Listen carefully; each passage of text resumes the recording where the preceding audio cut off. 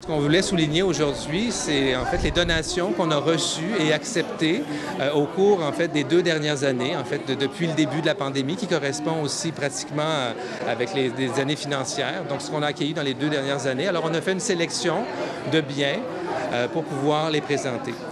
Parmi ceux-ci, en fait, il y a bien sûr les objets qui nous proviennent du musée Grévin, dont on avait déjà parlé dans le passé, des donations de citoyens, le vélo fantôme, en fait, qui avait été installé par l'organisme Vélo Fantôme en mémoire, en fait, de la cycliste Mathilde Blais, qui avait perdu la vie en 2014, mais aussi accueillir en fait des objets en fait, qui témoignent de la pandémie, en fait, dont d'immenses bras, ciseaux qui avaient été créés par une dame Bernier pour fêter ses 80 ans. Elle voulait trouver une façon en restant rigolote, parce que je pense qu'elle voulait être rigolote et joyeuse, mais aussi pour se protéger et protéger ses enfants et petits-enfants pour pouvoir les recevoir lors de son anniversaire, lors de ses 80 ans.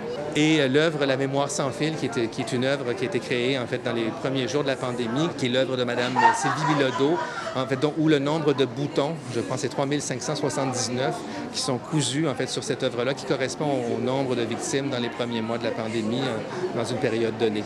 Mais on accueille aussi, et c'est probablement ce qu'on voulait aussi montrer, en fait l'importante donation de la famille de Robert et Cécile Lépine, en fait, qui nous permet en fait de jeter un regard extraordinaire et exceptionnel en fait sur l'évolution des pratiques funéraires, mais qui en fait du milieu du 19e siècle en fait, jusqu'aux années 70 pratiquement.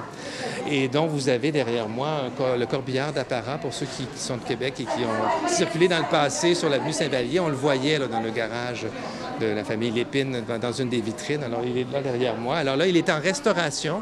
Alors, les ornements ont été retirés, les draperies, les tentures ont été retirées du corbillard d'apparat. Ils sont au Centre de conservation du Québec, où ils vont être restaurés et bien sûr remis lorsque tout ça sera terminé. Alors, on prévoit en fait travailler là-dessus encore pour une bonne année. Présentement, ici, c'est l'étape du dépoussiérage. Alors, la restauratrice est justement à côté de moi. Alors, elle achève là, ce grand travail-là de dépoussiérage. Ces objets-là vont nous survivre. Alors, la réserve, c'est un peu comme une bibliothèque, d'une certaine façon. Alors, certains vont prendre la route d'exposition à court terme, à moyen terme, dans le réseau, comme au Musée des Nations, mais aussi dans le réseau des musées québécois. D'autres vont être là plus à des fins de recherche et de documentation, mais c'est notre mémoire, c'est les témoignages, en fait, de notre mémoire. Et c'est ce qu'on va aussi transmettre aux générations qui vont nous succéder, parce que ces objets-là vont nous survivre, puisqu'ils entrent dans une collection muséale.